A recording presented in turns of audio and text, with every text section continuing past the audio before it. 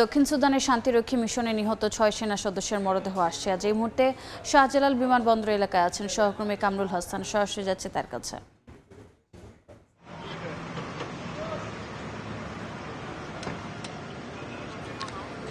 দক্ষিণ সুদানের আবেই সীমান্তে নিহত যেই ৬ বাংলাদেশি শান্তিরক্ষী, সেই বাংলাদেশি শান্তিরক্ষী সদস্যদের আজকে তাদের মরদেহ ঢাকার হযরত শাহজালাল আন্তর্জাতিক বিমানবন্দরে আনা হবে। আপনারা দেখতে পাচ্ছেন আমরা এই মুহূর্তে সংযুক্ত হয়েছি বিমানবন্দরের যে ৮ নম্বর গেট রয়েছে সেই গেট থেকে।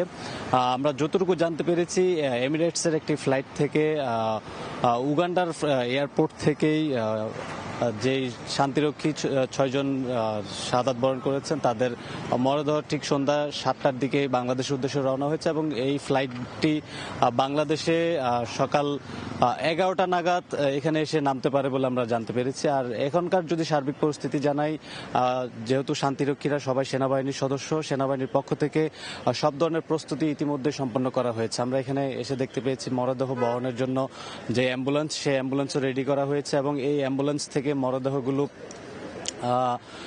যে ঢাকার যে সম্মিলিত সামরিক হাসপাতাল আছে সেই সম্মিলিত সামরিক হাসপাতালে নেওয়া হবে এবং সেখান থেকে পরবর্তীতে এই শহীদদের সম্মানে যে ফিউনারাল প্যারেড, যেটি বাহিনীর যে রেওয়াজ অনুযায়ী হয়ে থাকে, সেই ফিউনারাল প্যারেডের জন্য নেওয়া হবে। এবং যদি সার্বিক পরিস্থিতি বলি, এখন পর্যন্ত কিন্তু এই যে ৬ শান্তিরক্ষী এর মরদেহ কিন্তু এখনো এসে পৌঁছায়নি। ঠিক সকাল ১১টার দিকে তাদের মরদেহ এসে পৌঁছাবে বলে আমরা জানতে পেরেছি। তো এই ছিল আমার কাছে এখনকার মতো সবশেষ তথ্য। সরাসরি যুক্ত ছিলাম শাহজালাল বিমানবন্দরে।